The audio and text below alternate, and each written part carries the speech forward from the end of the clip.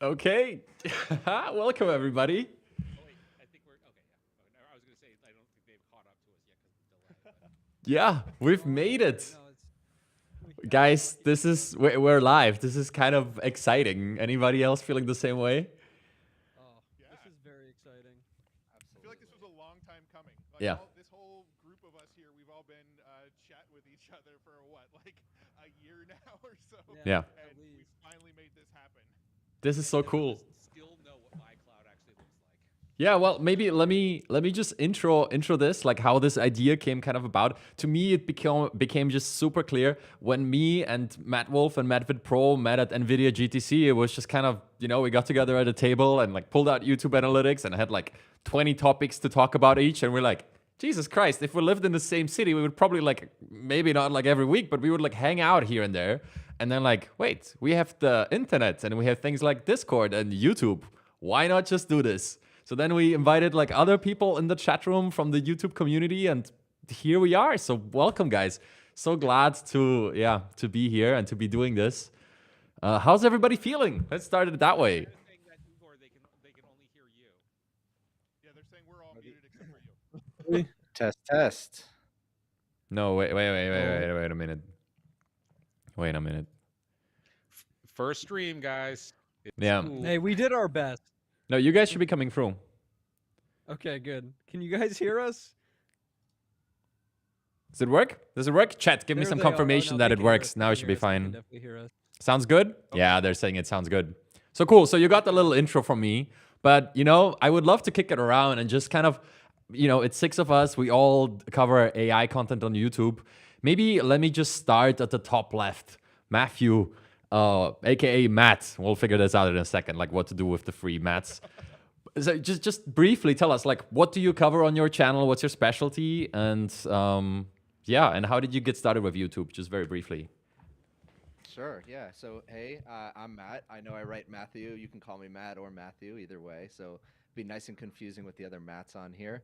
I mostly cover LLM related topics. So, I do a lot of testing of large language models on my channel, some research paper reviews, a lot of tutorials. I like to get somewhat technical, but also keep it fun. I started YouTube a little bit over a year ago. I saw ChatGPT, was completely enamored by it, as well as the rest of the world, pretty much. And I wanted to document my learning process. I had some prior experience with artificial intelligence and machine learning at former companies of mine. But when I saw ChatGPT for the first time, I was just completely blown away. And I also wanted to try something challenging. I'd never really recorded or been in front of a camera before, never edited a video, and seemed awesome. And I got lucky. I think my third video kind of took off. It was about Leonardo.ai. I never looked back. It's been so much fun. Amazing. Nice. Yeah, so I started YouTube back in 2009, so I've been doing YouTube for 15 years now. But I only started talking about AI in 2021. I started talking about AI. I kind of got into GPT-3 fairly early on. Started playing around with that.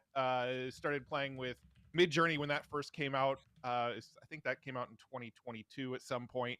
But yeah, my channel now has sort of evolved to focus mostly on AI news. That's kind of the niche that I fell into. But I also created a website called Future Tools, where I kind of find cool AI tools and then I share the AI tools on that site. So every once in a while, I like to make videos about here's all the cool AI tools that I've come across recently. So really, it's AI news, AI tools. Been doing YouTube for 15 years, but only been doing it successfully for about 2.5 years.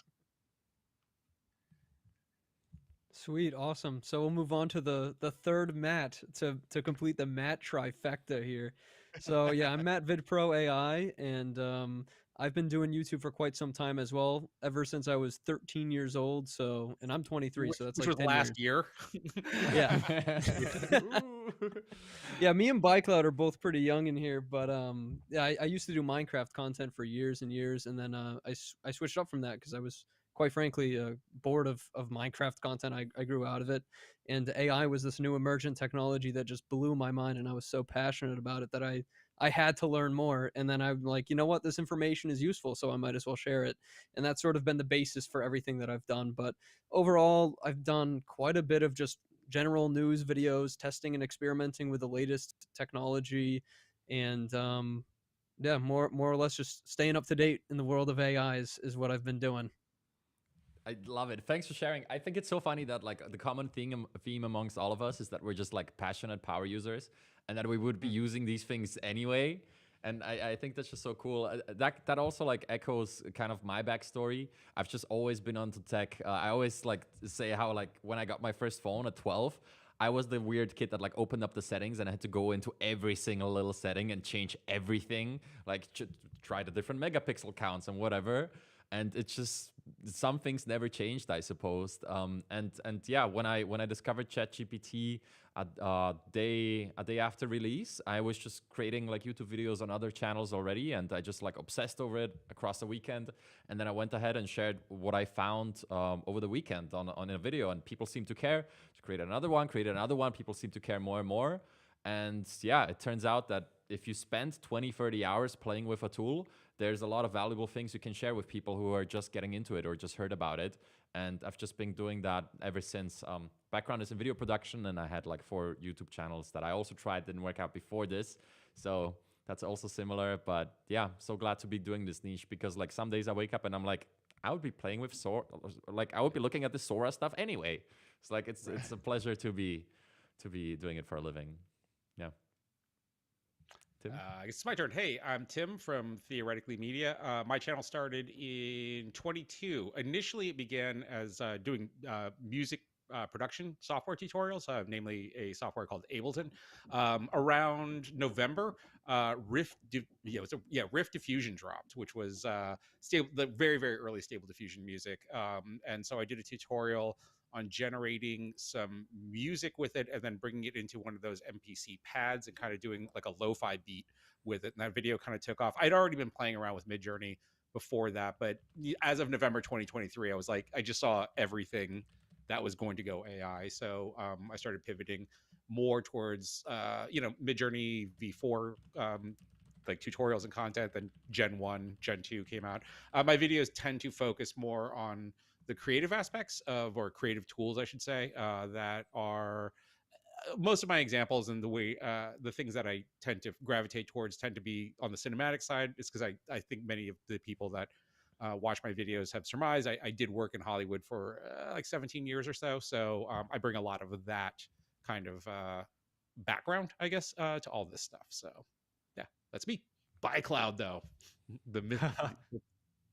I actually started doing YouTube back in 2020. I covered the latest research paper for fun, and then back then I just wanted to start learning AI. You know, I studied computer science. I was about to get into university in computer science. I was like, oh, AI is cool. And then back then there was like the first ever AI generated song, like OpenAI jukebox, and then there was like StyleGAN, and then there was like super resolution. That was like the hot topic a while ago. It was not as hot as like 2022, but it was definitely a small niche, and I just kept making videos till this day. And I just basically cover any interesting research papers I come across and maybe some of the latest news. And I just like writing video essays too. So that's one of the reason why my videos are pretty short, but usually pretty condensed. And yeah, I'm pretty bad at commentary, as you can see. So I've never done any commentaries before. Is this your first live stream?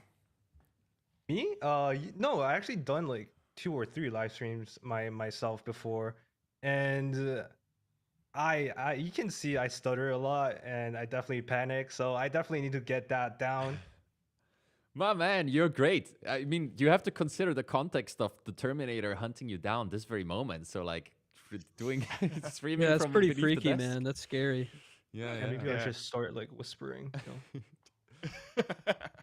He's definitely me? coming for you. Yeah.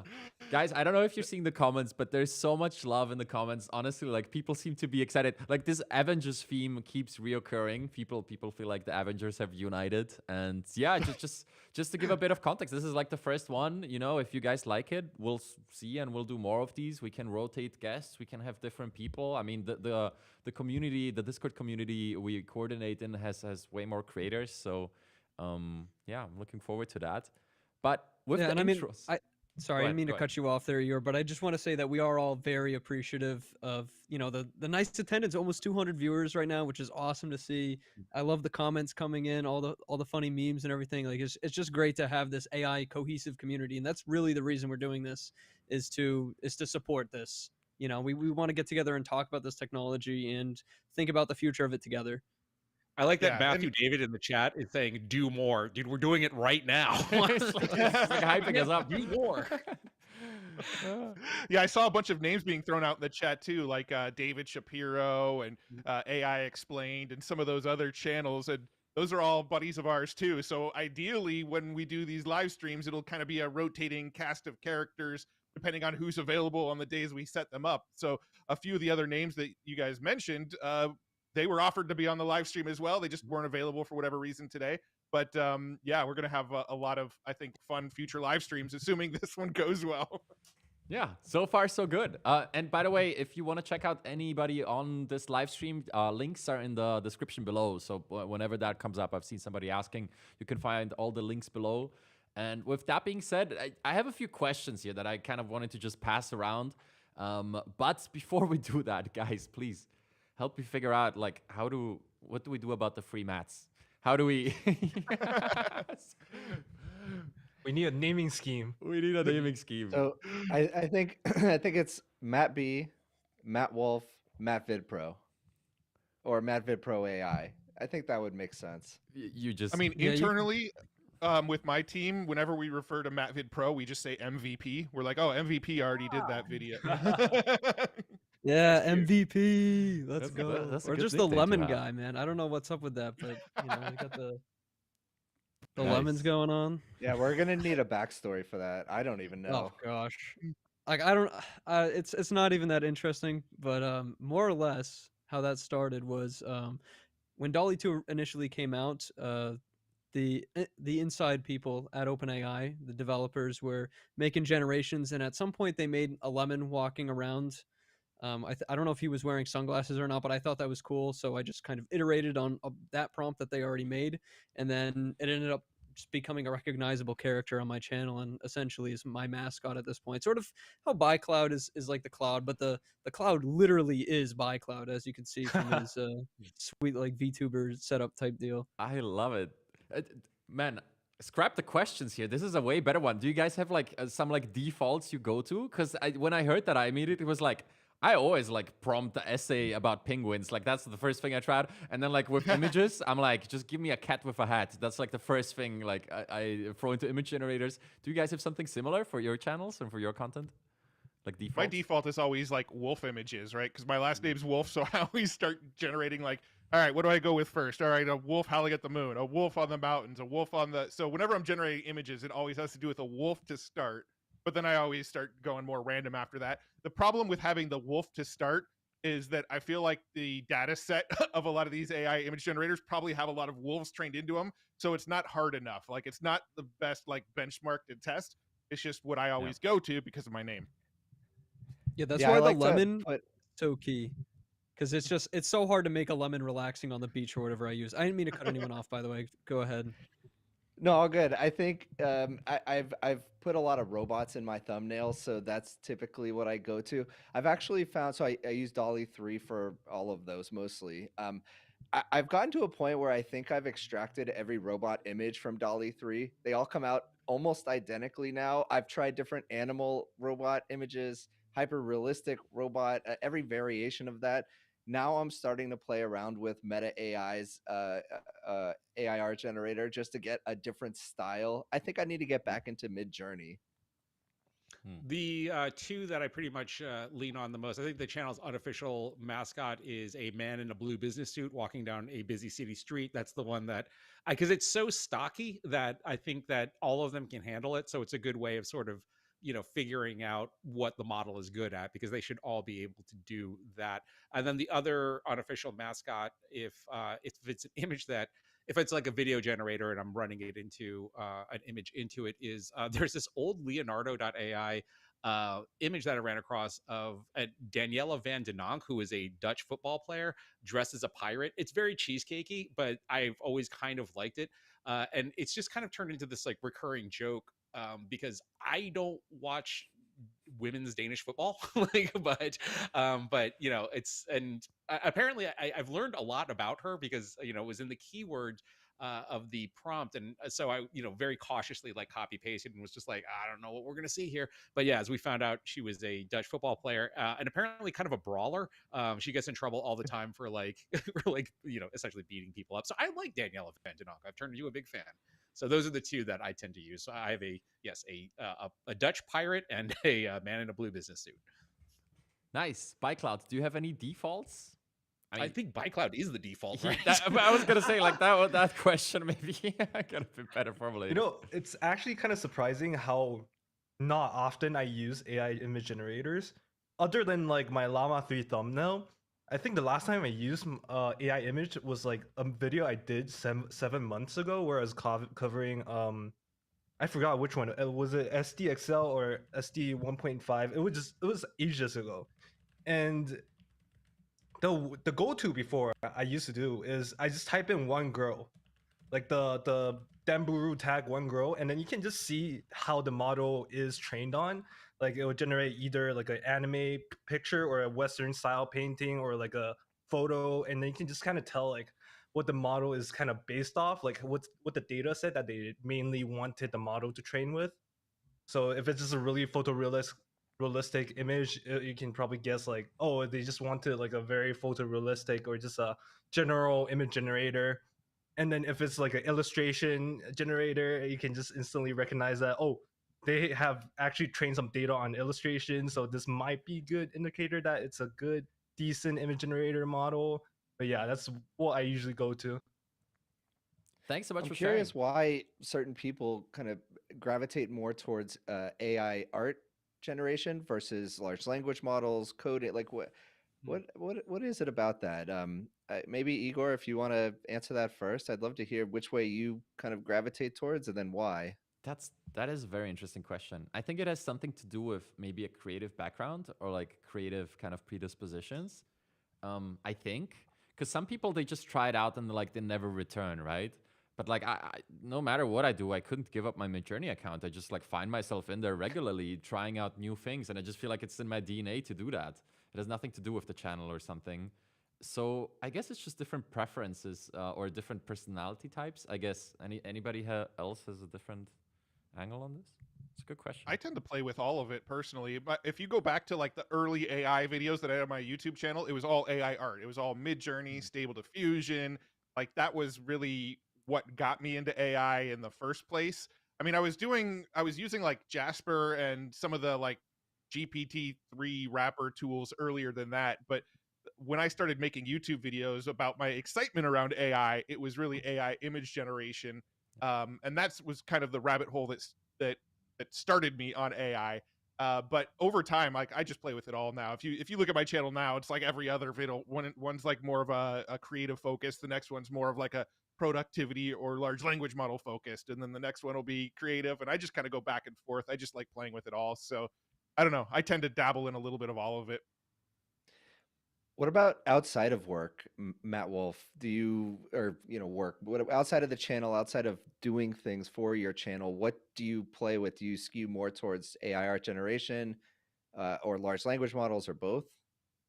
If I'm just playing around lately, it's been stuff like Suno and Viggle and stuff that I don't really feel like has a whole lot of real world use case for them, but they're just really fun to play with. I've played with Suno, Viggle. I still use Midjourney and DALL-E a lot. I still use Stable Diffusion a lot. If you look at my thumbnails, they're usually images that I made in Stable Diffusion with my head, or John, who does my thumbnails for me now, he actually uses Stable Diffusion to put my head on those images and stuff.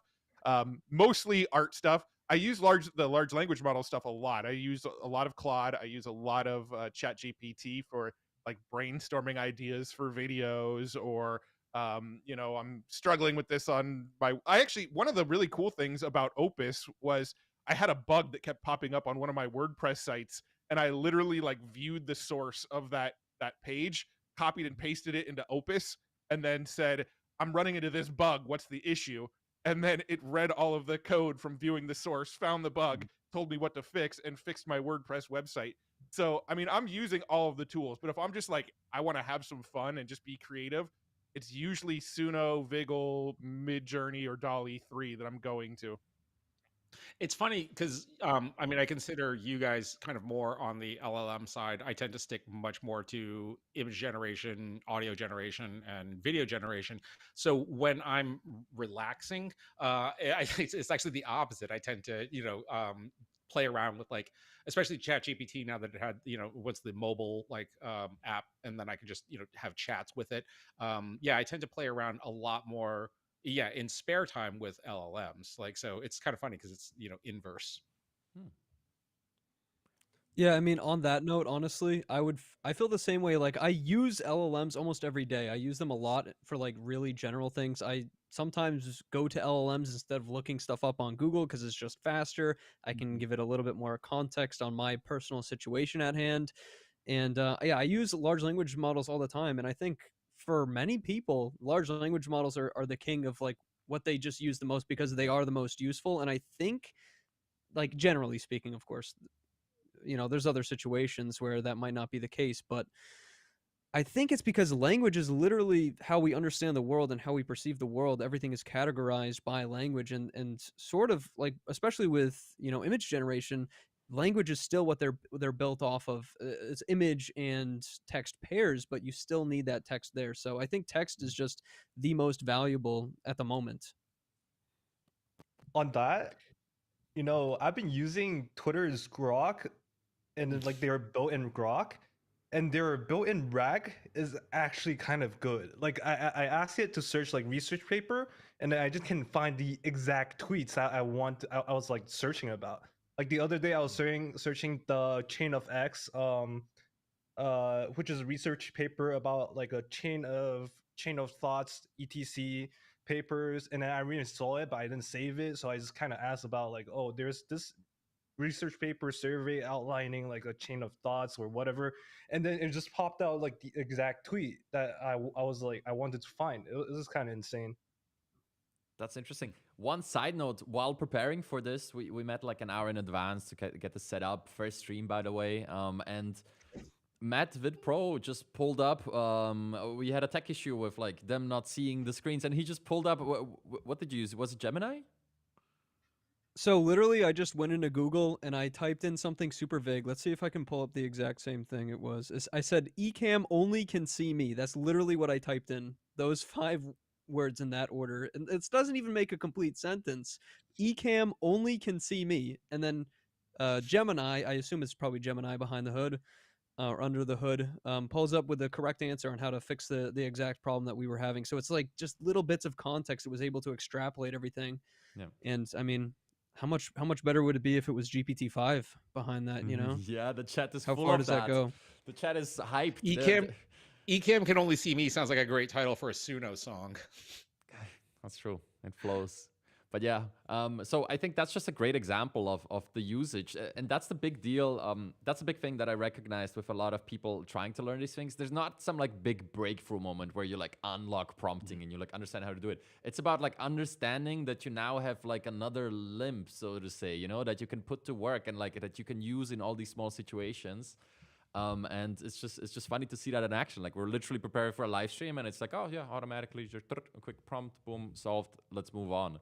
And that's how AI integrates into your life today, I would say.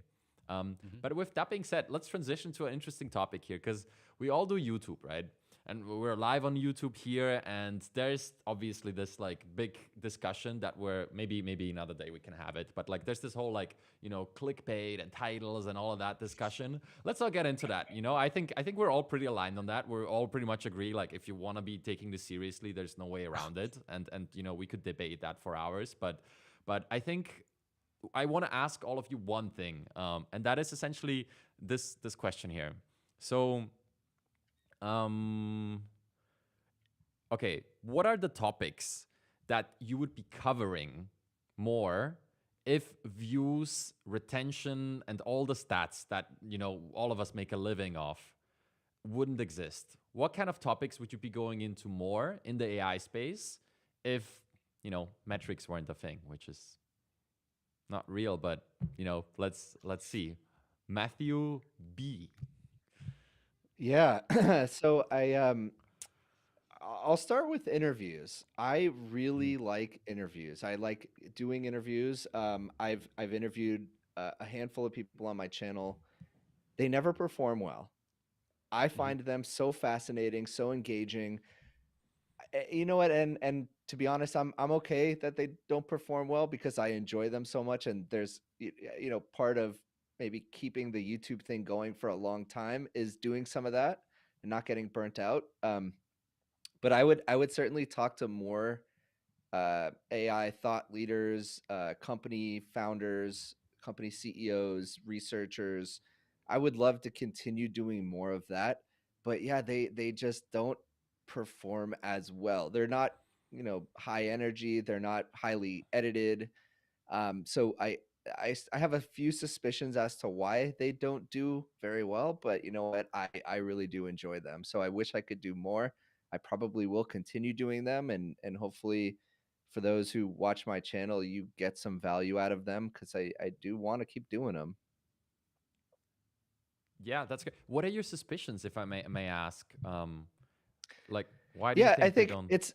it's slower paced. That right. That's certainly one of it. One of them. I think it's a different format, right? I think maybe part of it is the YouTube algorithm. Like people who have subscribed to my channel have subscribed because of certain types of videos, Yeah. and those are kind of one-off for the most part. So maybe it's a mix of slower paced YouTube algo not being as friendly to those types of videos. That's probably those are my two biggest hunches. Okay. Thanks for sharing. Well, Matt, what about you? Seems like you kind of found a solution to that problem by just starting like a separate channel with interviews. Yeah, well, the podcast that I have is called The Next Wave. I think we're like 3 episodes in. That one's actually sponsored by HubSpot. They brought me in and asked if I wanted to host a podcast. So we're doing that with HubSpot. That gives me that outlet to do the longer form content, which is always fun. And you know, so far it's doing well, but it's also very early. Like HubSpot themselves are doing like a big launch push for it, and there's like a lot of people driving traffic to it. So whether it actually, you know, stays at that level, we'll see. I mean, obviously we hope it does, but it's still super early. You know, as far as the last question, sorry, we're gonna ask something. No, I thought I heard somebody. I thought I just heard something in my ears of like somebody starting to talk. Yeah. So as far as the last question, like what would I be doing if, if the algorithm wasn't a thing and I wasn't like constantly watching the numbers? I think there's like 2 areas that I'd like to do more of. I also kind of have this philosophy of like, you know, one for me, one for them, one for me, one for them. Like I make the AI news videos because those are the ones that the audience really seems to enjoy. Those are the ones that I get the best feedback on. So it's like the AI news video I'm making because I know the audience loves them. I keep my finger on the pulse. I like staying looped in on the AI news. So that gives me an excuse to be tapped in all the time on the AI news. But the stuff I'd like to do more of is like more of the like gadget reviews, right? Like I've got the Meta Ray-Ban glasses, and I've got you know, the Rabbit Yes. R1 just came out and stuff like that. But whenever I do a video about like a gadget that I think is really cool, they always really, really underperform on my channel. I'm probably still going to do them anyway because they're fun, and you know, I want the companies to keep on sending me the cool gadgets. So, you know, I'm going to keep on doing it. Um, the other stuff is like the more in the weed stuff. Like I love playing with Automatic 1111 and Comfy UI and some of these interfaces for AI art that you can like really get deep with and really sort of tailor everything to the output that you want. However, when I get like really, really in the weeds with some of that kind of stuff, those videos don't do too well either. So it's like, you know, I still do them from time to time because I enjoy making them. But those are the 2 styles of videos that sort of underperform on my channel. So I don't do them as much as I want to. But I still do them from time to time anyway. Sweet. Okay, so we'll move on to me. So when I make videos, there are a few things that I try to keep in mind. Like, I really want to focus on providing some sort of value to the viewer. And I think a lot of times, at least with my videos, I don't know how you guys feel about this, but it's always like a tool that someone can actually go off and use on their own. They can go test it right now. So I try to either provide something that they can use right then and there, or some sort of a hype around something that's going to happen in the near future, something that gets me excited personally. Or I try to, provide some sort of entertainment value. Like a lot of my Suno AI videos are like that, where it's like we're making entertaining songs, we're having fun, exploring the AI in a fun way. But what I would really like to do more of is probably some philosophical type of stuff, like maybe some perspective on how things could go in the future, right? Of AI, like long term, long down the road. What's the future of our planet going to look like with this AI technology fully integrated at its higher capabilities and higher capacities? So that's something that I've really debated going deeper on in a video, but I just haven't found a good way to constructed. I've played around with it, like in a doc, trying to make a script, trying to formulate how I'm going to put all the pieces together, but I just haven't found a great way yet to do what I'm looking to do. It would be more long form content. So if I had anything that I'd like to do more of, it I would say it'd be like long format, deep dive type of content. And to be honest, I haven't really tried it on the channel, so I can't say that it's performing badly or something like that. It might perform great. It's just something that I haven't really got to try that I'm really interested in. That's so interesting. Well, luckily, I think it's fair to say that we have like some of our like most devoted and interested and like core audiences right here in the chat. So like, all 175 people, when MadFit Pro goes ahead and does that 2 hour long philosophical deep dive, you better watch the whole thing. I thought this question was like really good because like literally everybody here kind of, and we're gonna go around the entire panel here, but literally everybody here kind of like outlined a wishful vision for their channel, and I think everybody should take what they said there seriously and kind of pursue that because Matthew, I thought your interview with the Grok founder was actually incredible. Like that was like one of the better pieces of content I've seen on YouTube over the past few months. A Like, lot of literally. people in the chat, by the way, were also saying that they were also saying they really liked that Grok interview. Yeah. So Thank you. So that's fantastic. For me personally, to answer that question, I would say I would love to do, well, first of all, kind of like this is amazing that we get to do this. This is the type of content where I was like, I wish we could do this more and just kind of, hang out and talk about these topics that all of us share interest in. But then also like beyond that, kind of like using it and applying it and experimenting in more of like a interactive environment like this. So who knows, maybe one day we can do like a session, we could do like a AI community hackathon thing where we just like try new stuff and like play around with it in a live setting and like maybe we can bounce ideas off each other. That's what I would like to do. Me personally, I really enjoy kind of the social aspect of the entire like AI space. And also another thing, and I'm already kind of doing that with my videos, is like, I wish I could, take 4 days to create a video about a new announcement and just like really go in and like really, really go in depth. But the problem is you're like always subject to this like YouTube race where it's not even, there's just like a certain shelf life to these topics, right? So when like Sora comes out and you create an amazing video on it 10 days after release that like covers all the details, which is like what I tried and did, it's like it's just the hype cycle is over and you should have uploaded that a day or two after release. Yeah. And I think that is such a shame. That is like the number one thing for me of like, even if we want to go deep on topics and even if our core audience wants it, it's like, it's, the incentives are aligned exactly in the opposite direction. Please. Yeah, so Oh, I'm go ahead, so Matt. sorry. I just want to, I have one thing to say on that. Again, I don't want to cut anyone off. So if you want to override me, let me know. And yes, of course, we're going to get to everyone else's discussion.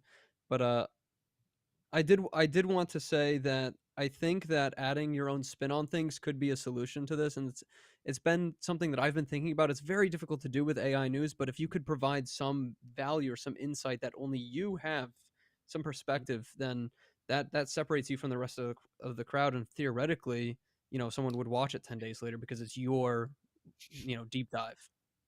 Yeah. I'm sorry to cut off again, guys. I don't want to No, be I overriding 100% anything. agree. And it's also, I've been thinking in a very similar way. we talked about this in during GTC, I think. Like I personally always try to like put like a spin on it or add something extra, add like a prompt or a resource or an angle that somebody else might have not considered. But then at the end of the day, it's just you get, yeah, no worries. You just get like you just get punished by YouTube if you take 12 hours longer than not doing that, you know. So like extra effort is kind of like punished, but like I do it anyway a lot of times. But it's just interesting, and I think this is like an insight that a lot of viewers might not have. You know, for us it's like obvious, but a lot of people are just like, yeah, why don't you like go in depth on this topic? It's like, yeah, because I would be homeless. Yeah, that part is tough. Like, there's definitely tutorials that I would love to get a chance to do, and they're still on the docket, and I'll get to them. But like, even with something like Kyber, which I did, they just updated with their Motion 3.0 algo and the model, and it looks great. And that is on the list. But had I tried to do that 3 or 4 weeks ago, like that video would definitely bomb because they're sort of not in the cycle. And eventually those things do pick up because they're tutorial based. But you know, you're always kind of running a gamble on that. So yeah, a lot of times, to as to reiterate to the audience, a lot of times the things that we want to do, and I think we all do occasionally as well, Yeah. doesn't necessarily, there is always, since all of us here do this, relatively full time, it is a job, so we kind of have to be aware of what the market trends are.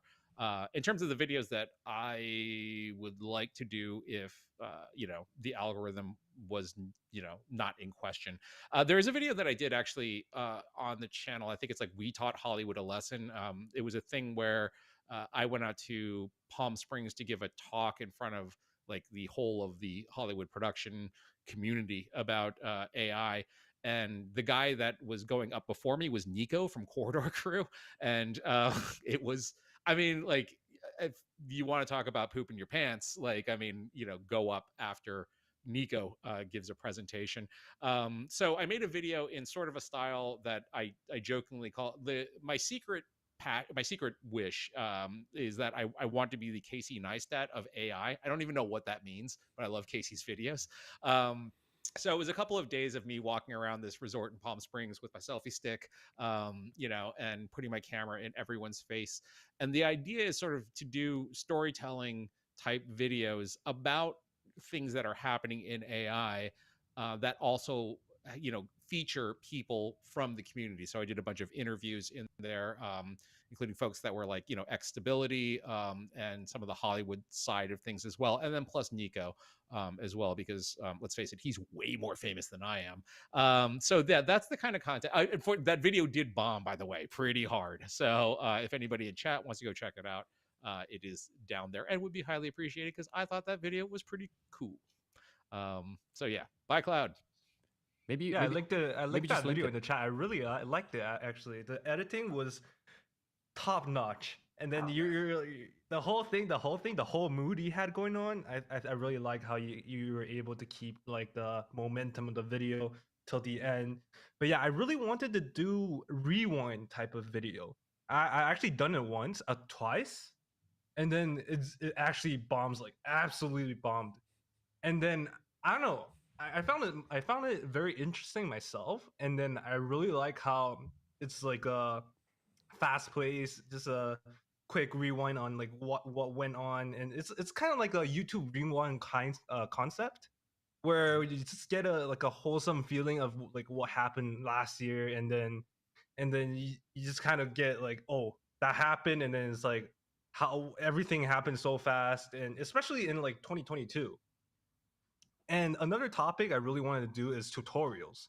Tutorials take so much time, and then like you just barely get any returns from it, other than like if you're AI entrepreneur, and that's a different story. He's doing great with his tutorials, and I also wanted to do like really like obscure ones, but they just I'll just be spending time on like stuff that's like not really a lot of people would pay attention to, just because I found it myself interesting. So I chose rather I would like write some video essays that I would like, instead of like making tutorials. But you know, making tutorials, sometimes you learn a lot too. So that's also the reason why I really like to do it. Yeah. But yeah, Very interesting. Does I everyone feel like the agree? tutorials. Oh, Go ahead. sorry. Go ahead. Finish. I feel Finish. like Finish. the tutorials have a real long tail, though. One of the things that I've noticed about making tutorial videos is they almost never perform well the day or even the week that I publish them. Mhm. But I'll go back and look at a tutorial that I made 3 or 4 months ago, and somehow, like in that window, it just took off. Like I have a video about Dream Booth where you can like train your face into stable diffusion images.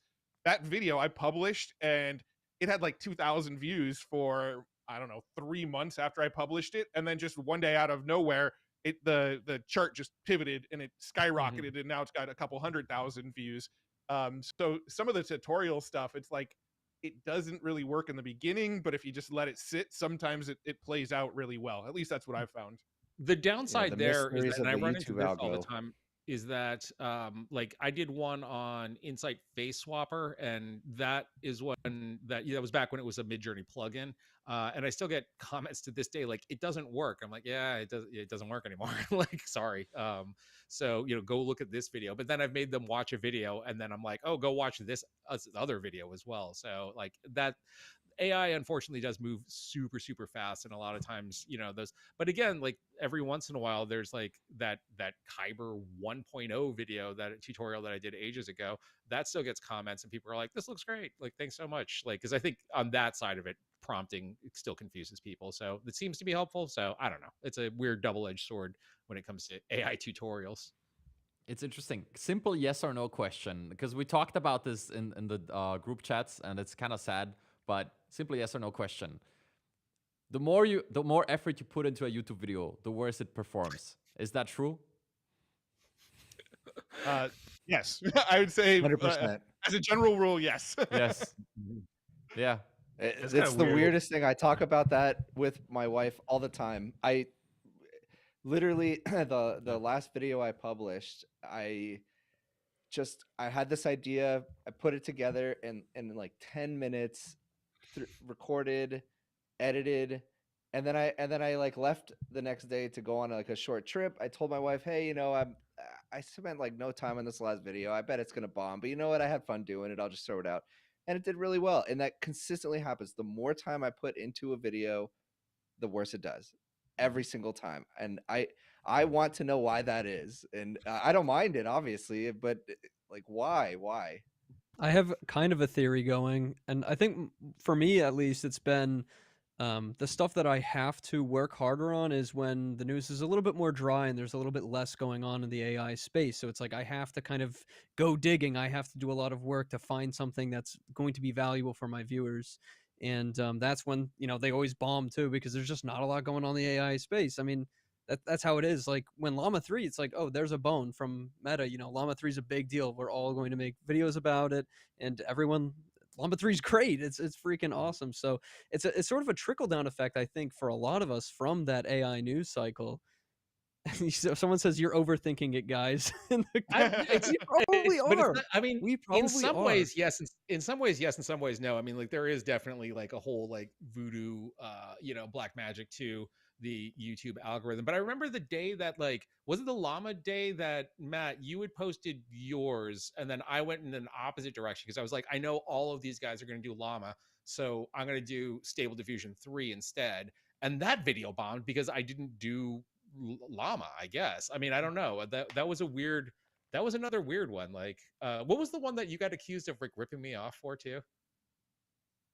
Oh, me? Matt, do you remember? Yeah. Oh gosh, I Somebody can't in the even comments was remember at like, this he was like, point. you, like Tim covered that before Oh, you. yeah, I I'm remember. like, Yeah, I what? got someone accused. I mean, I did notice that someone did mention here in the live stream that they were like, it's kind of annoying to see this overlap from all of us in the community all covering our own. We all cover things in our own way, sure, but we do cover a lot of the same stuff with minimal exceptions. So I'm wondering if the chat can tell us ways in which we could alleviate some of that annoyance. Let's say maybe we could go a little bit more personal on in the way that we cover the news, Well, perhaps. I'm Let's say. I'm really curious if there's people in the chat right now who actually have watched all 6 of our channels. Yeah. I'm curious what the chat thinks like each channel's sweet spot is.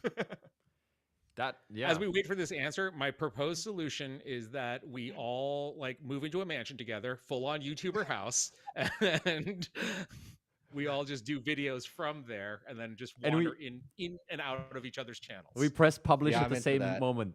You know what I found out is if there's like a Llama 3 big news, and then what I figured out is just don't watch anyone else's videos before you do yours, and then you can Yeah. watch everyone else Yeah. after, so you don't get affected. You know. Yeah, yeah.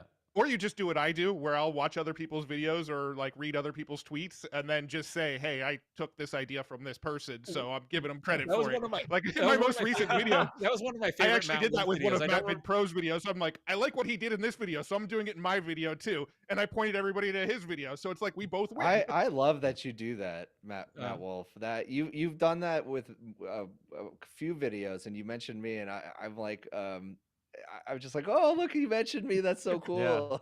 Yeah. I always Didn't you try do to one where you mention, even clipped if it's like everybody too, Twitter.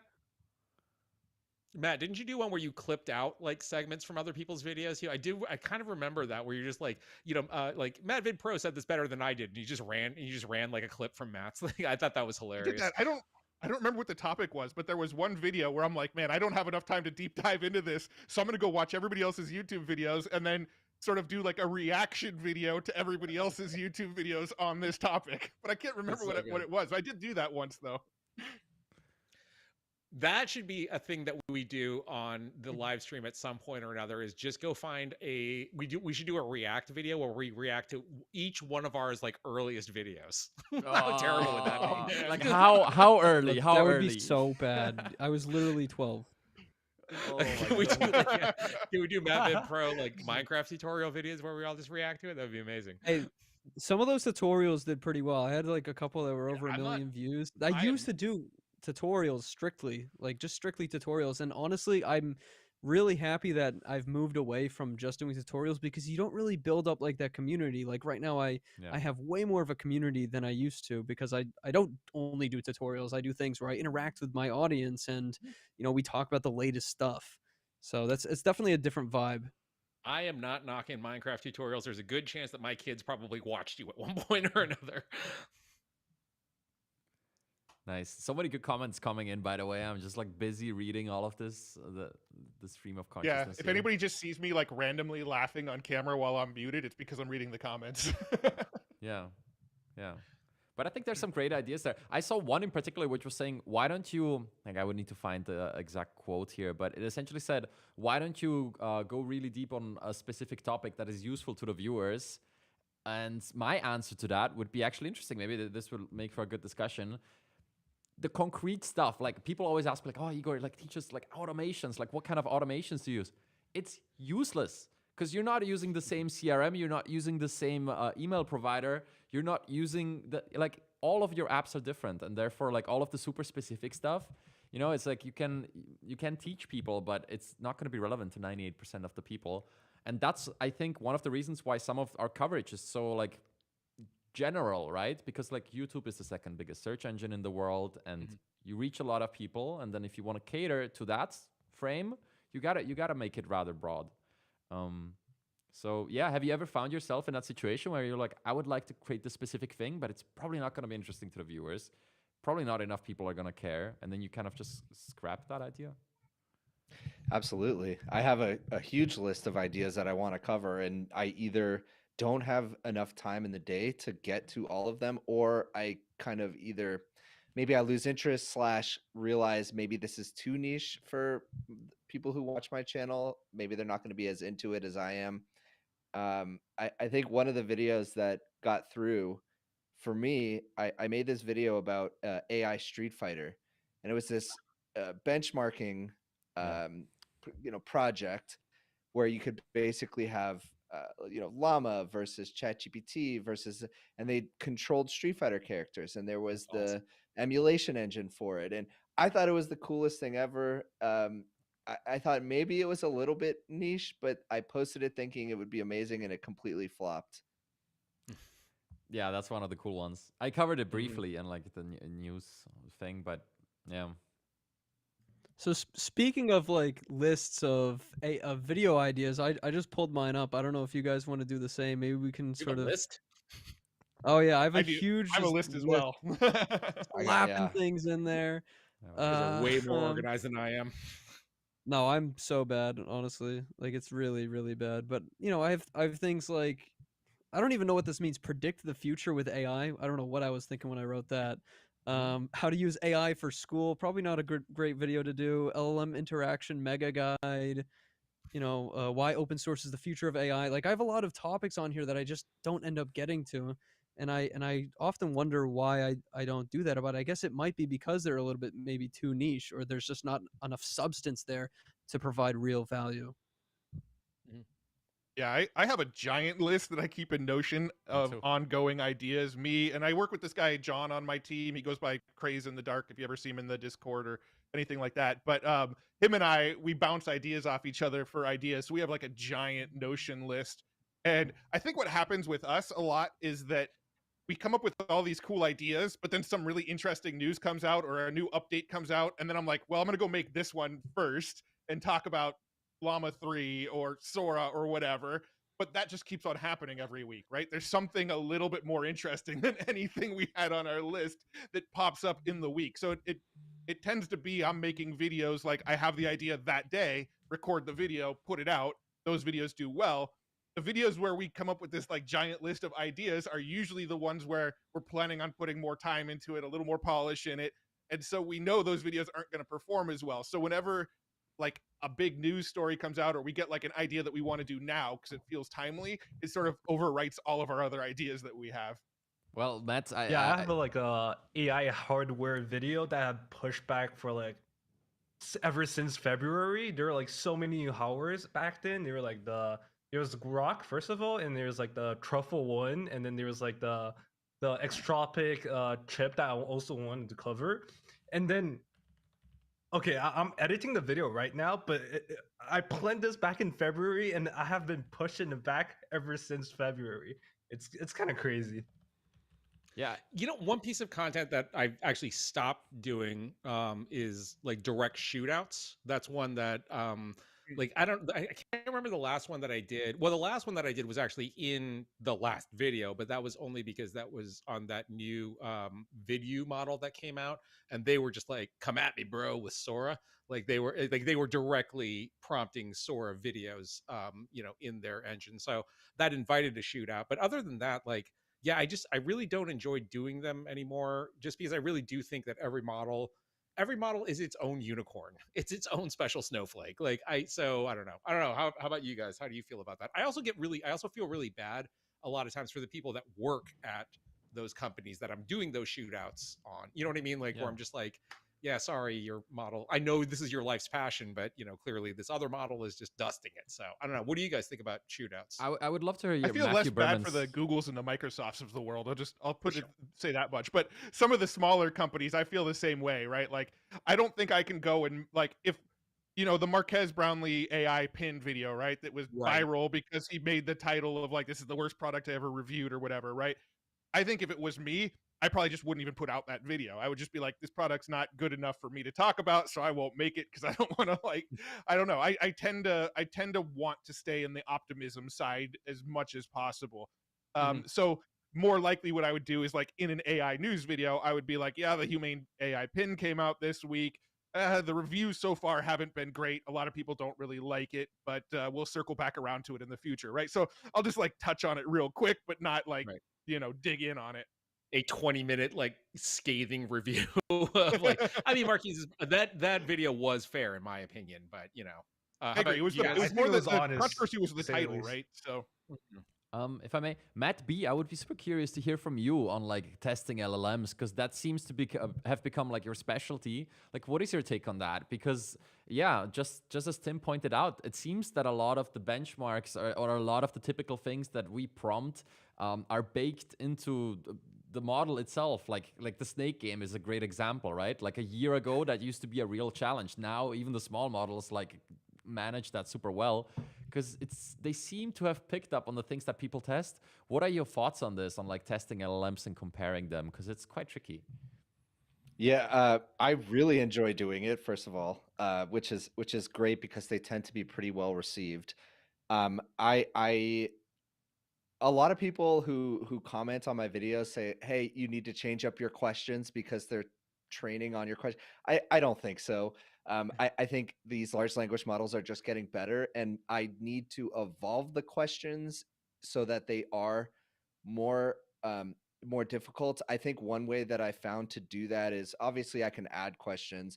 I don't want to necessarily always remove questions because I want to keep the baseline consistent, but then I will have almost multiple versions of the same question. So I'll say, okay, well, it was able to do the snake game, right? That's kind of the one that I've done in almost every video. And so, okay, well, let me do a more complex version of the snake game, or let me make sure that it has a user interface and not using just terminal. So I think that's the way I have figured out how to do it. I've actually more recently been adding more questions. I've been testing more math.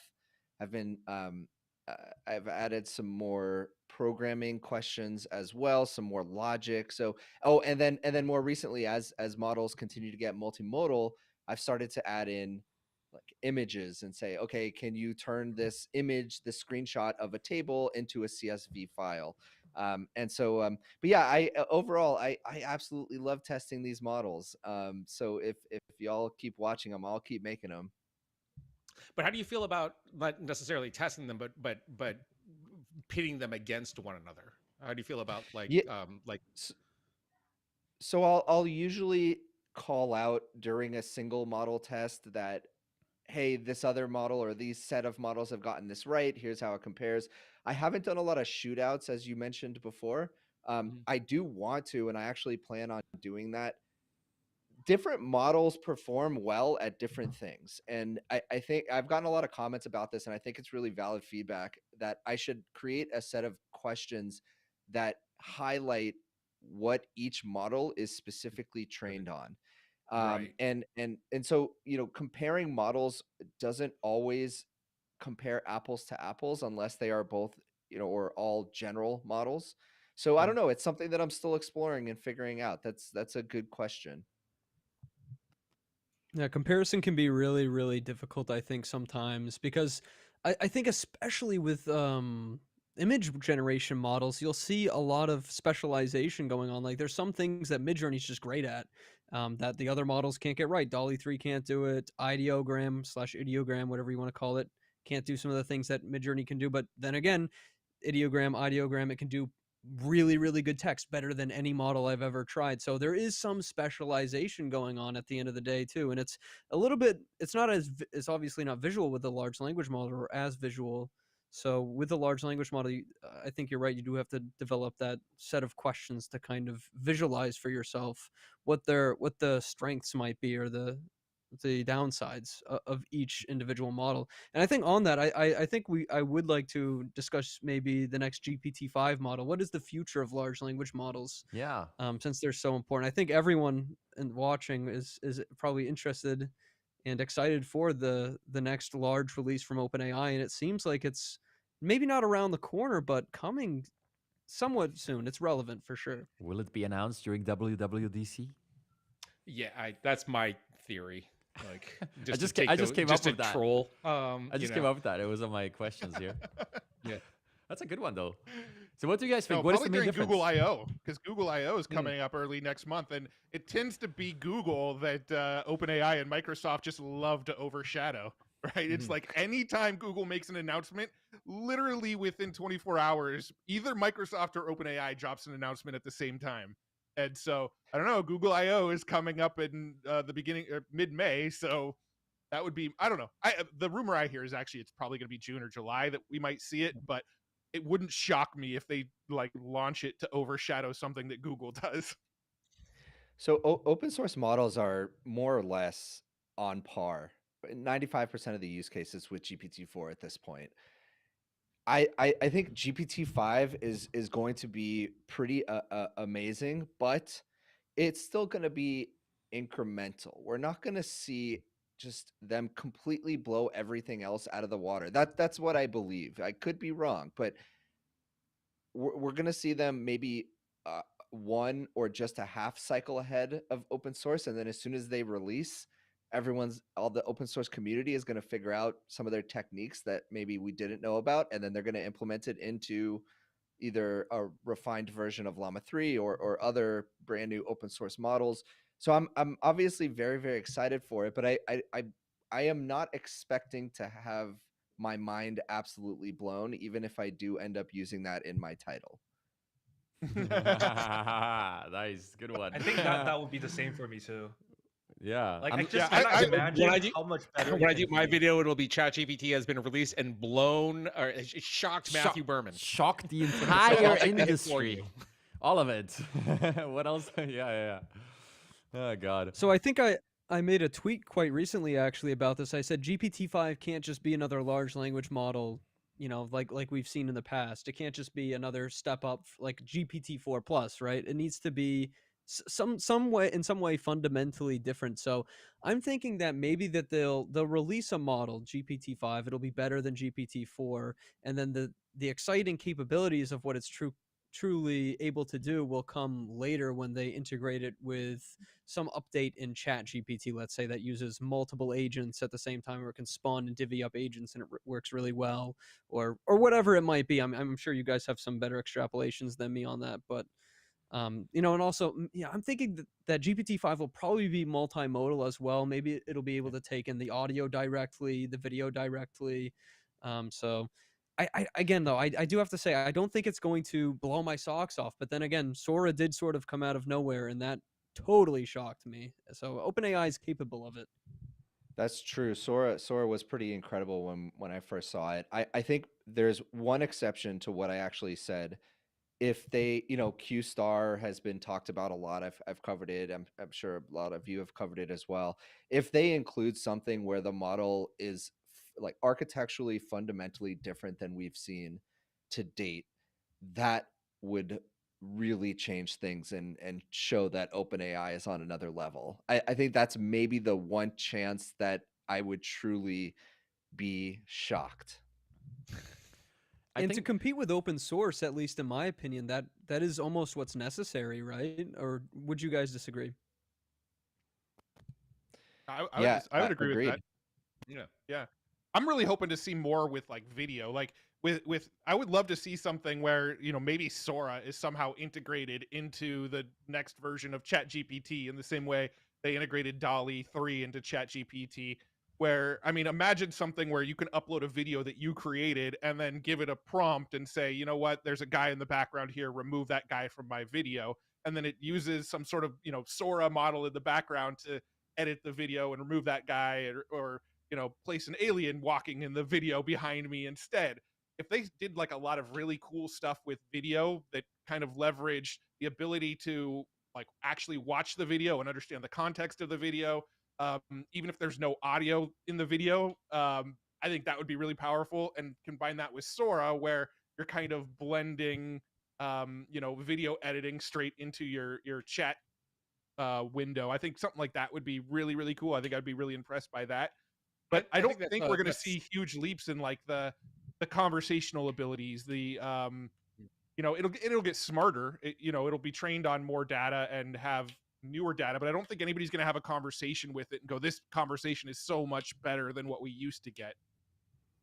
On the Sora side of it, like I don't know, that's kind of my bread and butter area. Like I just I think we're a long way off from that. Like even when DALL-E 3 dropped, there was that's I don't know about you guys, but it was very heavily implied in that launch site that they put together that you would be able to in and out paint via chatting with with ChatGPT, and that did not happen. In fact, I think DALL-E just got in painting, I want to say. Yeah. Like, Yeah. so 3 weeks ago. good for you, DALL-E. But the Sora side of it, I think that there's so much, they're still so hesitant about releasing it, for very many obvious reasons. I'm very interested and curious about the Adobe integration that they're putting together. That almost feels like they need that partnership for the compute. That's what it feels like to me, at least. So I don't know if we're going to be, unless there's something. I mean, unless there's something major that we're seeing in ChatGPT 5 and possibly Sora 2, which we do know that they're working on. Maybe at that point we'll start to see something like that. But at the same time, I'm just as stunned and shocked as the rest of you guys are with the Sora stuff. But I that's one that I've also been extra critical of in my coverage of it, just because I mean, even in that Airhead video that came out, the production team Shy Kids made a short film utilizing Sora. The shot ratio there was 300-1. So that's 300 generations for every one shot. And even after that, they had to do a ton of After Effects work on it, a ton of, cleanup. So yeah, it's like Sora looks wonderful. It looks amazing, but I think it's best in terms of using elements from it. You're not going to prompt a full movie from that yet. Absolutely. Yeah. That, Well, that was Sora a bit of a also, I think, scam, huh? going to have some major compute bottlenecks as well, right? I think I don't think they're going to be able to give everybody Sora access for paying $20 a month for ChatGPT. I Yeah. don't think the economics of that are going to work out.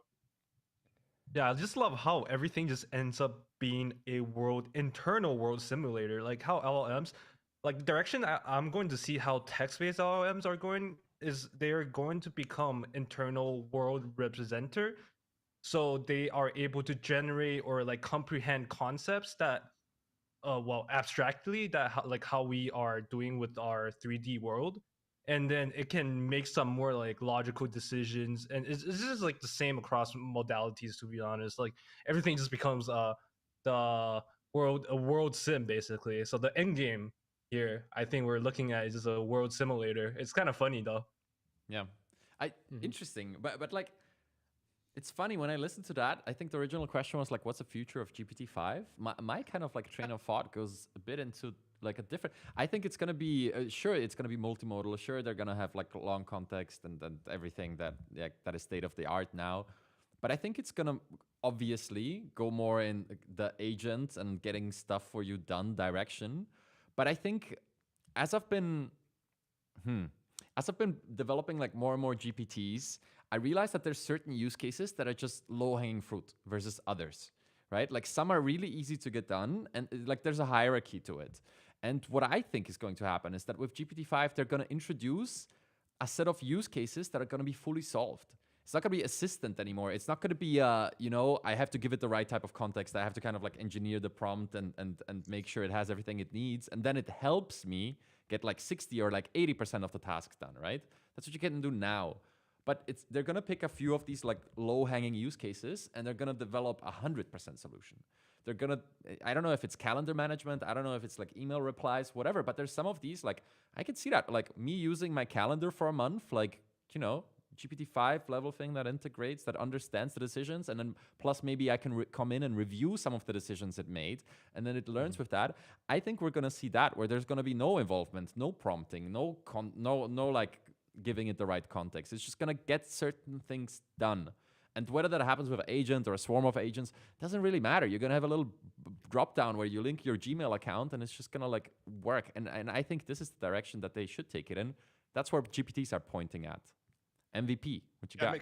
Makes me wonder if all the GPTs everybody are building are going to be obsolete as soon as GPT-5 comes out. Like, are they just going to look at what all the best GPTs are doing, all the most popular ones, and go, okay, well, you don't need the GPT anymore. You can just do it with ChatGPT now. Well, actually, I think the best GPTs, like the store doesn't work super well because the best GPTs are hyper personalized to what you do and what you need.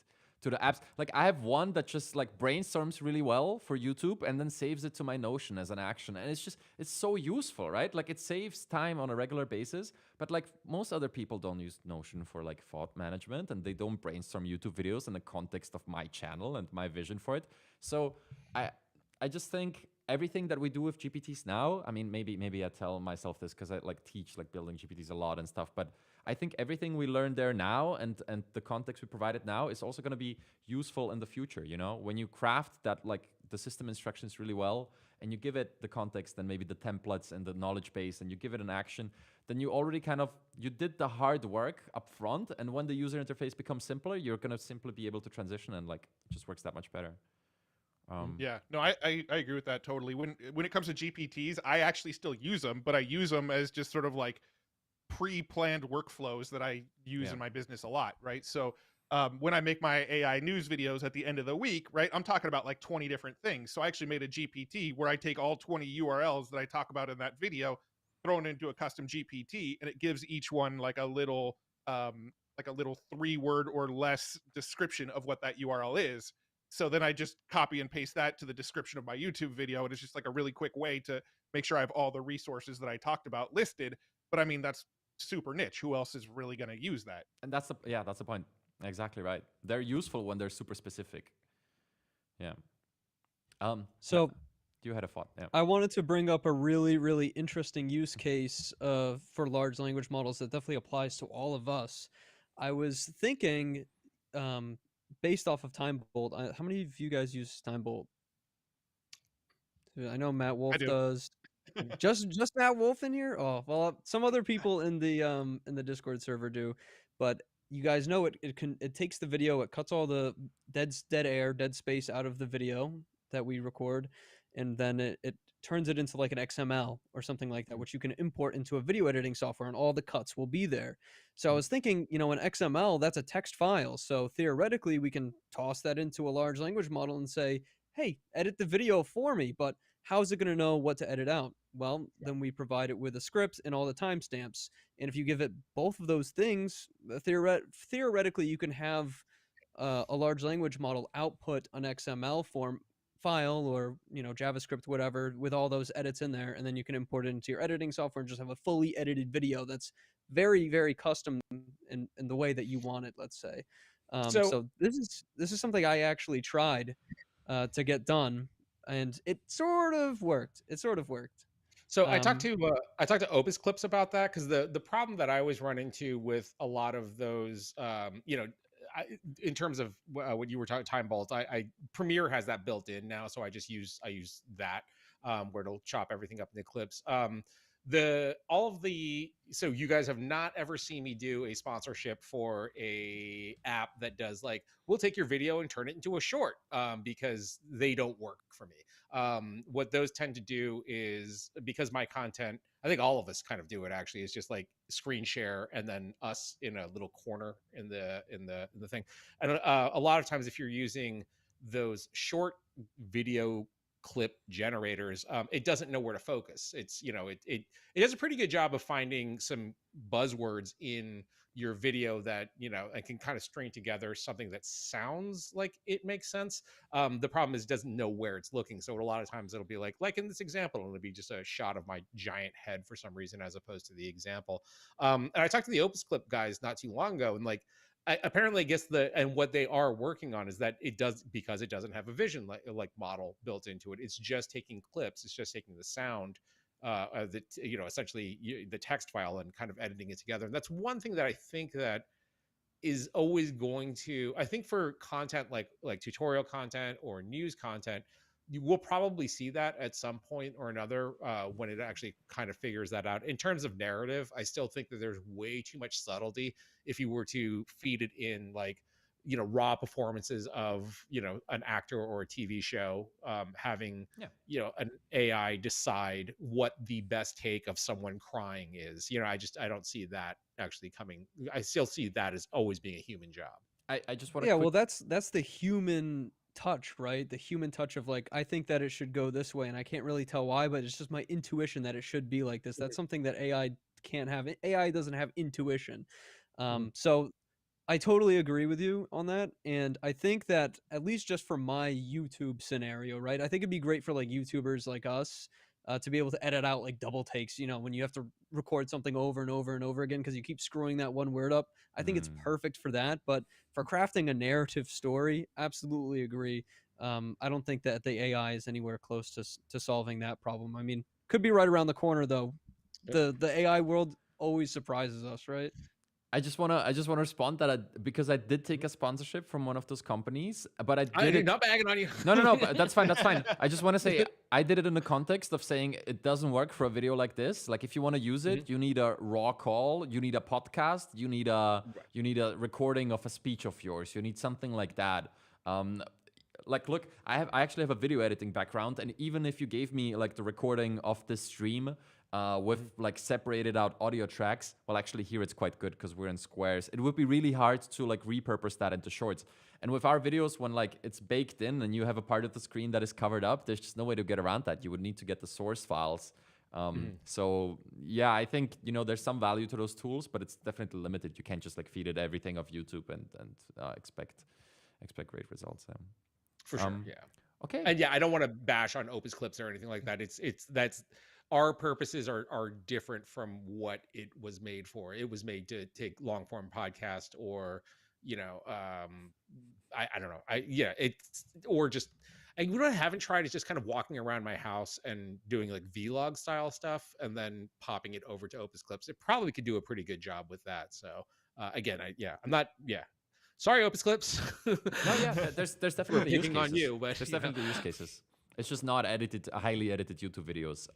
Yeah, with screen recordings. That's not the use case. Yeah. Okay, fantastic. So, you know, we went a bit over here, but I don't know. I personally don't mind. I would have maybe like one or two more questions here to round it out. Maybe something a little more exciting here, or like a bit more interesting Should for we our like audience. poll the viewers? Maybe we could do like a little poll, and then we'll answer based off of their question answer. Let's say. That's a good one, but like we would need some questions for them to poll. So maybe one question that I did see here a lot is like if we'll ever do this again. What do you guys think? Should we do this again? I'm down. Yeah, yeah.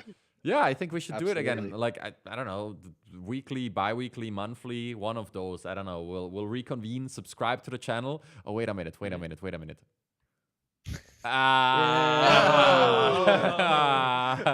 Shout out fancy. Lucas from the team. Hey, let's And go. I think it's important to reiterate that it's not just going to be this cast every time. We'll have rotating, people in and out and in and out. Not the same people all the time. So there is so much opportunity for so many different perspectives, people from different backgrounds, Yeah. to come on here and give their thoughts on whatever's happening in the world of AI. And I think weekly to start would be pretty great. Yeah. No more I mats though. We capped it at 3 mats. It's too chaotic. But No, yeah, the I think bare minimum is 3 mats. This is the mat podcast. it's true. It doesn't work without our baseline of mats. Like how we couldn't have this wonderful arrangement up top. We should have added like names and just be like Matt. That would have been great. Oh yeah, we should add names and tags. For Oh, the chat is socials. going crazy. They're like, "Oh yes, more, please." So that's beautiful to see. I think just So, to What's this expand. GPT-2? Yeah, I keep saying GPT-2, and I'm Yeah. like, aren't Somebody we elaborate. 2 GPTs past that? What's what's the deal? I'll have to look Yeah. into that after this call. Yeah. But yeah, just to expand on what MVP said there, and camera, it's kind of growing on me, that one. I think that was kind of the original idea of just having like a neutral, unmonetized community channel where we can get together and kind of Wait, this chat isn't about monetized? I'm out. where we can just like open up these topics that we talk about individually. But I already hear, like, you could tell, like, you get different angles from different people and then you bounce off each other's ideas. Also, it's like really fun and way easier than like creating for your own channels. So I've enjoyed it, and yeah, thanks everybody for joining. I mean, we do have maybe a little more time, so let me open up this one question that we talked about here beforehand, and that is like, when was the last moment for everyone? And feel free to make this as short or as long as you want to, but what's the last moment in the AI space where you literally had your mind blown, or your jaw dropped, or you were like, or you got like so excited that you still remember it? What does something stand out for you? Sora Yeah, for me, I probably. can jump in. Oh, Sora, yeah, for sure. Sora was amazing. This was a week ago for me. I watched the Atlas video from Boston Dynamics, and I saw the robot laying there on the floor. I was like, okay, where's this going? And then I saw its legs flip backwards and then push itself up, and I out loud said, "Holy shit!" And it was just so mind blowing to see that. That was really. I thought, I was like, okay, we are in the future right now. I swear I watched that clip like 4 times before I actually believed that it wasn't created with Sora. Amazing. Matt Wolf, what you think? Was that your latest one? Yeah, I would say Sora. Lately, I've been really into like watching a lot of the robotics stuff. Sanctuary AI just put out some new videos about their latest robot. But yeah, that Boston Dynamics video, that one was pretty crazy. I would say the last time that I was just like really blown away though was when I saw the Sora video. That was one time where I was like, okay, this is progressing a lot faster than even I realized. Hmm. MVP.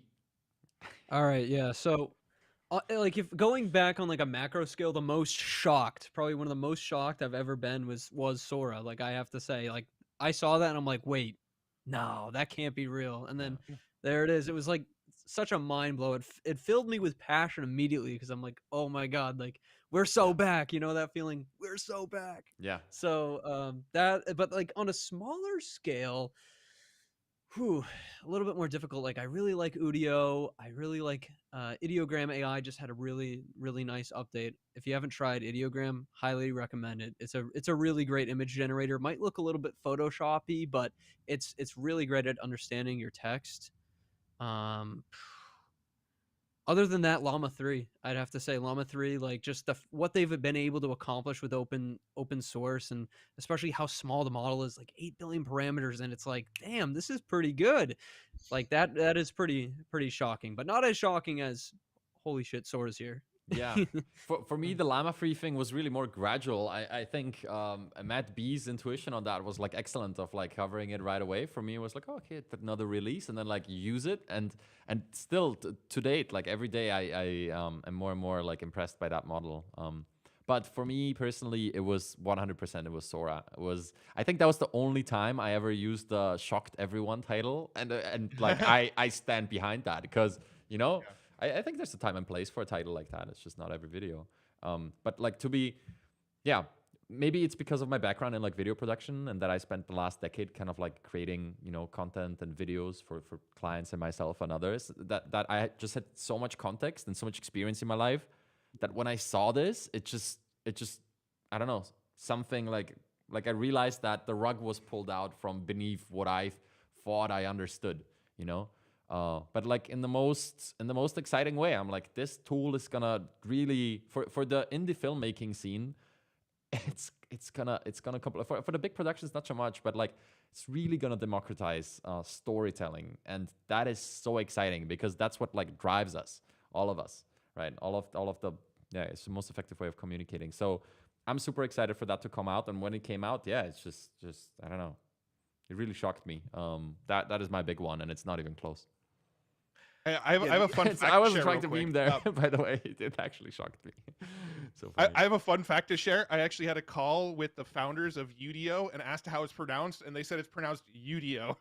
Ah, And like I still good call to it know. Udio by accident, but the guys who created it told me it's supposed to be Udio.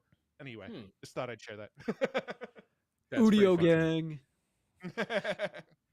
So it's funny. Yeah, I think that I would say the last two that really blew me away are much in the same as like Udio, and Sora, of course. The Sora one, the funny story there is that all of us in this stream, all of you guys in the comments as well. I think one of the things that we forget is how far ahead we are in terms of the outside world, like normie world. Like when you go Yeah. to the supermarket, like people, if they saw this stream, they would be like, "That's a bunch of crazy people talking right now." Like they would have no idea what we're when you talk about Sora, GPTs, whatever, LLMs, like they're just like those are nerdy crazy people. So we do forget, I think, as big as the bomb was when Sora dropped for all of us. That was so. Speaking of bombs, the video that I was referring to earlier, where I went over and gave a talk in front of Hollywood, that was the week that Sora dropped. Sora dropped, I want to say, on a Thursday, and then I was doing my talk a couple of days after that. More than half of the audience there had no idea what Sora was, and I showed it to them, which was like, so as crazy and like as like, oh my god, as we felt like when you get to present to a room full of people and you're like, that was AI generated, and watch all of their faces go like, oh, like that's fun. um yeah, and then Udio, I think that's another one that I think is pretty remarkable. The joke there was that I think I had the first video up about Udio, because there was a bunch of people on Twitter saying like, I have access to this thing and I have an NDA, and then I made fun of that in a video. So one thing leaked, I made a video about it, and I was talking shit. Basically, it was like, I don't have an NDA, so I can say whatever I want. And then that video went out. Like 2 hours later, I got a mysterious email from someone that was like, we would like to speak with you. Can you sign an NDA? I was like, God damn it. So I ended up signing the NDA. And then when I finally got to make the video a day later, so it was literally Monday, no, I'm saying like, haha, no NDA. Tuesday, NDA. Wednesday, no NDA. Like, it was the weirdest 24 hour or 48 hours of my life. So Yeah, that was weird. I remember That's that. pretty funny. yeah. And I stayed up all night doing that Udio video too, because I wanted it up to time with their release. I was like, when are you releasing this? They were like, tomorrow at 9 a.m. I'm like, oh, I'm not sleeping tonight. Coffee's my friend. The daily life of YouTubers. Yeah, Bycloud, what about you? Do you have one that really stands out? Is it also Sora? I think we can all pretty much agree on Sora because, yeah, my jaw was dropped. It was no exaggeration. But I think before Sora, I want to talk about like one of the earlier ones, like when Stable Diffusion just came out, like the Stable Diffusion 1. And then, because before it was just Dolly, and then there's just like some stock images you can generate, some like basic illustrations. But there was like the whole Stable Diffusion when it just came out. And then there's like a whole bunch of people like fine tuning it. And then you just kind of got stuck in like every day trying to generate images. Like it was an addiction, I think. It was kind of crazy because yeah, being able to generate illustrations like that, it was, or images like that, it was pretty mind blowing for me at that time.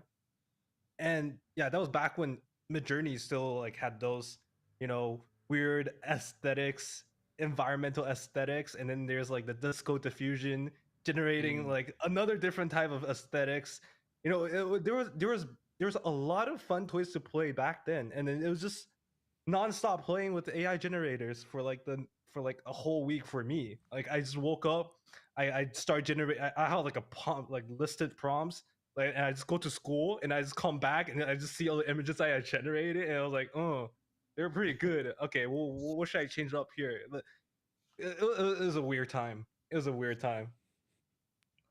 That's how I felt when I first trained my face into Stable Diffusion using Dream Booth, and then I was like, "What can I put my face on next?" And I literally spent like 3 days straight, like no sleep, just putting my face on everything. I have a story there. Actually, this is so funny. I believe I don't think I've told this before, but like essentially, when I was 16, I learned Photoshop from like an online course that we downloaded on Pirate Bay or whatever, along with the Photoshop version back then. I don't know. It's like 14 years ago, so fair enough to talk about it now.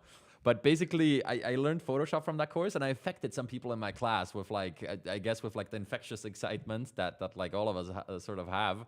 And multiple people learned Photoshop. And what ended up happening there in the end is that they like took my face and they ended up photoshopping it into different eras, and they called it like Igor around the world.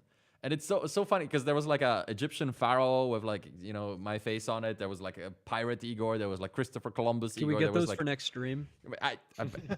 actually, I might have them. They're still in our old classroom Facebook group from like 20 whatever. But the point is, it's so funny that we did these things like natively and by ourselves and like with high effort. We like learned Photoshop just in order to take my face and Photoshop it onto something.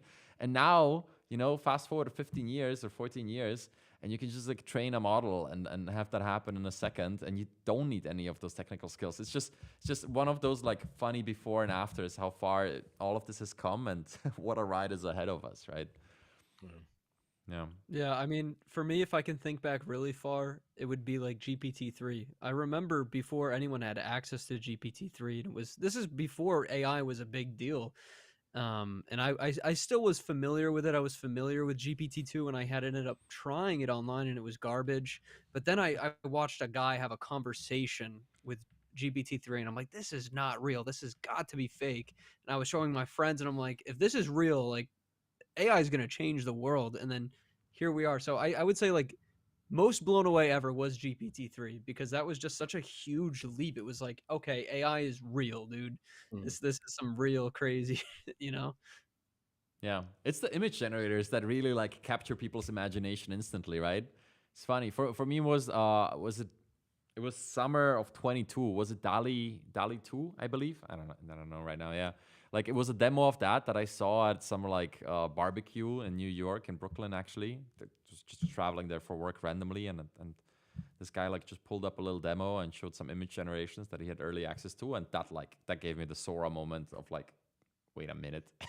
Mhm. This is not real. And then you do some research and it's like, okay, wait, this is actually real. Yeah. So cool. Too many more of those. Too many more of those. And you know that the panel here is gonna be in the front line while it happens. Um so yeah, I Catching the mean, bullets. it's been 90 minutes. I think it's about time to kind of like wrap it up. For myself, like usually I have like I can maintain like high energy and like for about 2 hours and then I kind of get brain fog. So I don't know about you guys, but I'm sure you have a lot to do also. Maybe just to round things out, let's just go around the panel and every single one of you, is there a specific thing that you would like this core audience to know about? Is there a video that got neglected, or is there something you're working on that you're really excited to, or should they subscribe to your newsletter, or whatever it might be? What are you most proud of during your entire, YouTube journey so far? Matt B. Let's see. What am I most proud of? I'm gonna go back to the interviews. I think if you are watching my videos and you want to learn more about the folks who actually do the hard work and create these models, create these projects, check out the interviews. I want to do more of them. I'm always open to feedback. So let me know. Let me know who you want me to talk to. If I can get an interview with them, I will absolutely try. So yeah. Yeah, I have to say, like lately, the thing I've got the new podcast, The Next Wave, with my co-host Nathan Lands. Nice That's been plug. the thing that I've been sort of like really excited about. We've got some really cool guests lined up. We're already recorded probably 10 episodes, but they're dropping them one a week. So I don't know. It's kind of frustrating in the AI world knowing like we recorded something that's not going to be heard for like 3 weeks because of the release schedule. But that we've really been having a good time with that podcast and had some really great guests. We had Logan Kilpatrick he was at OpenAI. Now he's at Google. We actually interviewed him right in the gap between the two companies. So that was really interesting because we got to talk to him when he was no longer at OpenAI and not yet at Google. So we've had some really good interviews. We've got some really cool interviews lined up there. That's something that I've been really proud of. The production team over at HubSpot that's been working on that has done just a killer job with like the quality, the production quality of those podcasts. So that's been exciting. And then on the YouTube channel, I want to do more like higher production value videos, but like we talked about earlier on, those videos always tend to underperform. But there's like a personal satisfaction element of like, I know this had a lot of hard work that went into it, and I'm really proud of this video. So there'll probably be more of that on my channel, even though it could be to the detriment of my channel. That's kind of where I want to take it. But yeah, that's me. Yeah, if I have anything to say to some of the people who might not watch my channel or haven't seen my channel before, or maybe you watch my channel and you haven't yet, but check out the Discord server. My Discord server is a really awesome place. I have wonderful, amazing mods on there who are always active. I try to stay as active as possible in there, and the community overall is just great. We're always talking about the latest and greatest in the AI space, and there's plenty of avenues for discussion about music. Sora, the latest leaks, ChatGPT, anything you want or anything you're into in the AI space. There's definitely a home for you on my Discord server. And I know a few of you other, like BuyCloud is a Discord server, Matt Wolf does. And Igor, you just launched something as well, didn't you? That's Yeah. like your own separate community. Yeah, From what I we understand, actually right? just shut down the Discord server because it didn't live up to my expectations, and I wasn't ready to kind of like attach things to myself that I'm not like 100% behind. But exactly, I think just on that note, like in a lot of your videos, like some of my favorite moments are when you pull up things from like your Discord community that people discovered early or that people played with it, and that would also be my answer. Like for myself, the most satisfying part of this entire journey really is the community aspect. It's having a live chat like this to interact with. It's seeing the comments on the YouTube videos. It's getting the emails of like people's success stories of how they applied a tutorial and actually got something done. And then it puts it into context. It's like, okay, that video didn't perform so well, but like, wait a minute, it actually changed someone's life in like a positive way. So I always really love that. And that's why after like trying many different things throughout the last year, I scrapped most of it, and like I'm focusing all in on like a paid community essentially, where we get to do some of these things that don't make sense on YouTube. I just like, you know, I accepted it as what it is. And if you want to have like a 90-minute session, you got to make it really special like this. But if you just want to go deep on one topic, it's not possible on YouTube. And that's why, you know, me and kind of like my team have built like a private community that is super exciting. Maybe you guys can be a guest in there too one day. Would be my honor. But yeah, Tim, what do you, is there a piece of content or something you've created or worked on that like stands out where you're like, yeah, people should check that out? You know, the one, I mean, I gotta come after you going like, Mike, the community is the greatest. All the people are the greatest. I'm gonna be like, I have a video that I made that I want everyone to see. Yeah, the one here, I'll link it down in the comments. I would just say that the one that, let me see, the one that I was mentioning before, that got, you know, that did not get the love. I really am super proud of that video. I thought that was a lot of fun, and it was super entertaining and engaging to make. I really enjoyed that one. I will find it and drop it in the comments. Oh, there it is. And you know, we had guest stars in it, so yeah, it was a cool video. So that would be mine. I'll come up with a better answer. No, it's a great answer. I would actually double down on that. Look, we have 155 people. These are obviously the most devoted, interested, enthusiastic people here. Every single person in chat, including all 6 of us, go on that video, give it a like. If you and watch it, like I'm serious. Like let's, you know, I think it's a drop in a very very large bucket, but like let's transform YouTube into something that we wish it would be. And yeah, let's start with Tim's video here. I mean, I do want to point really out good though one. that I think that video might be at something like I mean, it's a bomb in relative to like what we would normally get. Like it's at like 7,000 views or something like that. And I just want to iterate like to everyone like that does YouTube channels in the comments or anybody that may be watching afterwards. Like it is all relative, because I remember a time in making videos when like 7,000 would have been an astronomical number for me. So like I don't want to uh again, I don't want to make it seem like you know, oh poor me with my, you know, 7,000 views or anything like that. It's yeah. again, it's all just a, you know, a level of relativity in terms of like, you know, views that we might get on another video that's more attuned to you know, a bigger topic or whatever. So yeah, just want to make sure that like if you guys are out there and you have a YouTube channel, just keep grinding, because you'll get there. The title is "We Taught Hollywood a Lesson," literally, right? Mm-hmm. Okay, Yeah, perfect. the So one, yeah. it's in chat. Everybody go rate that video right now. This is the power of a live stream. Look at the views hop up to 7.1K now. Anyway, but yeah, it's all relative. That's understood. Yeah, Mhm. that's how it works. Yeah, by cloud. Yeah, let me just quickly wrap out. I'm actually trying to revive my newsletter where I cover the latest research paper in layman terms, and I plan to issue my newest one end of next week, and hopefully you guys can go check it out. I already have like a previous 3 issues, but they weren't great, so I'm just trying to like touch it up, and then I'm gonna add in some more research papers, and then yeah, I think that's about me. Please kindly check it out. I'll just put it down in the chat if that's okay. Absolutely. Please share it in chat. And I would say I think ByCloud is severely underselling himself.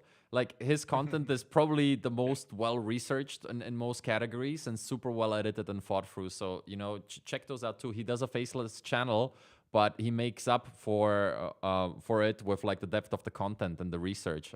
So if you're curious about a topic, ByCloud's videos are probably one of the best entry points you can find in terms Very of getting an overview. knowledgeable and been around forever.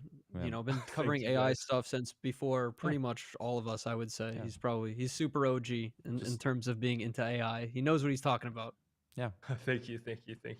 Yeah. And with that being said, I believe this concludes the first edition of AI Avengers. What you guys think?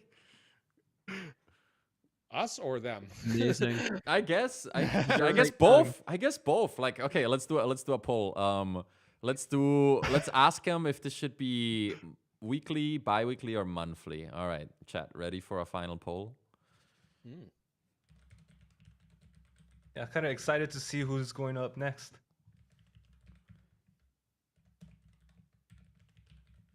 That's another good poll question: is who should be on next? That's true. You can just Yeah, I heard you can just David leave that in Shapiro a lot. Someone mentioned Wes Roth. you can just leave a comment in chat and we'll look at that.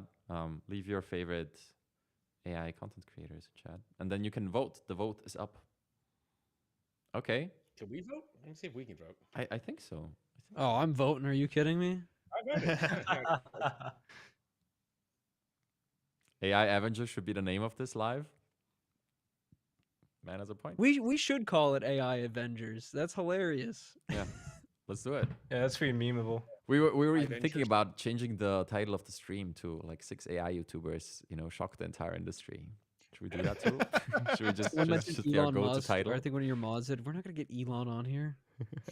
Yeah, a lot can of people invite were him, like, next week, Sam Altman. We can ask. Yeah.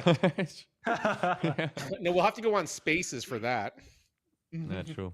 Oh, yeah, we wouldn't be able to do that on here. It'd have to be That's true. X, Twitter, whatever only. Yeah, some good suggestions here. AI. Did you guys also AI notice Avengers? Time Bolt is just here? Yeah, do you guys see company Time Bolt in Bolt chat? is- Yeah. No. Somebody commented AI Avengers. Maybe is that? We'll have to talk David Shapiro in. I'm seeing David Shapiro a lot. We'll have to talk him into it. Yeah, I think he'd be down. I Yeah, mean, he joined our Avengers. group chat Yeah, a Avengers few sounds days ago, good. right? Yeah. Yeah. Oh, AI explained. Yeah, we I gotta saw get him him. mentioned a couple times. Weekly. Okay, so guys, right now we have 47% weekly, 35% bi-weekly, and 90% monthly. So we can scrap monthly, but I think both weekly and You know what I found with like my live streaming schedules and like events and whatever? Bi-weekly is really chill. That's what I learned. Like it's really manageable. If you get on a weekly schedule, it crosses a certain line where it's like, okay, this is like serious now. Turns into a job. Yeah. Yeah. Right, well, So it I don't could be know. bi-weekly discuss it, but- rotating. So you could do weekly streams, but it's rotated by all of us. But again, Igor, you'd probably have to be here all the time because you're kind of the guy running the show behind the scenes. but you Oh guys yeah, can- shout out to but you guys Igor could for do it too. organizing this. Yeah, big Yeah, shout for out. sure. Thank you guys for participating and for making. I mean, really, Big it was a shout out. common idea. I just had to like enforce it. This has to happen. Yeah. Yeah, I thanks think for having Someone's Dave gotta do Shapiro it. and AI Explained, those two, we should get them both for the next one. I think they both be great, and I think they'd both do it. Really good ones. And then we could come in with specific topics that we announce in the title, where this was like an intro session that was pretty open, but maybe we can like deep dive onto something or like just have a hour-long discussion about a specific thing from like 3-4 angles. Yeah. All right. Cool. Yeah, sounds Cool. good. So we got some votes. Well, that sums it up. Thank you so much, everybody, for joining us for Thanks, the everyone. first edition Thanks, of guys. AI Avengers. Yes. And yeah, I hope everybody has a wonderful day. This is it. Go subscribe to the channels. Goodbye. You have all the links below. Yeah, Goodbye. final. Like and subscribe. Wait, Thank I'm you, I everybody. need to. See you, everyone. Wait, now I'm